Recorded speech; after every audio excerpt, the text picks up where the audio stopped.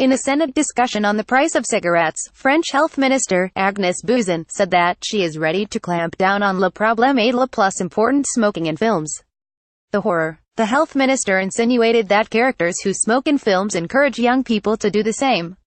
If only to add legitimacy to her unfounded claims. Last Tuesday, a spokesperson for the European Commission concurred that the Commission welcomes all measures taken by EU countries that deglamorise smoking, and reduce uptake, particularly among young people. It seems that the combination of excessive super taxes, state-imposed plain packaging, outright bans in pubs, clubs, restaurants, bus stops, cars and wherever else, simply hasn't done enough to protect children from smoking.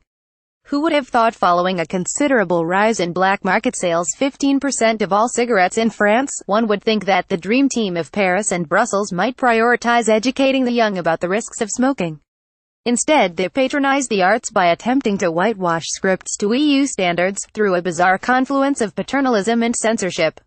Movies often attempt to achieve accurate representations of the societies in which they are set.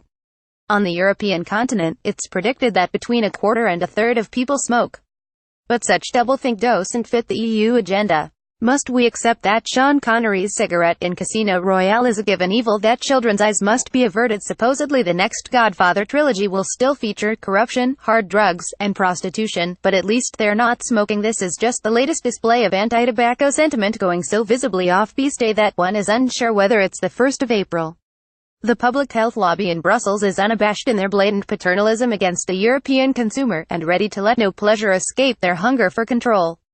We, as consumers, should actually be unapologetic about the fact that we enjoy drinking soda, that we like fatty foods, that we cherish a nice drink, and that some of us take pleasure in smoking.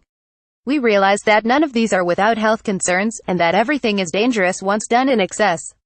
We realize as well that there is a responsibility for parents to educate and care for their children, in order to protect them from harm. What we shouldn't take anymore are measures to infantilize the average consumer to the extent that it is highly questionable who is in charge anymore. Politicians or the public. City AM's opinion pages are a place for thought-provoking views and debate. These views are not necessarily shared by City AM.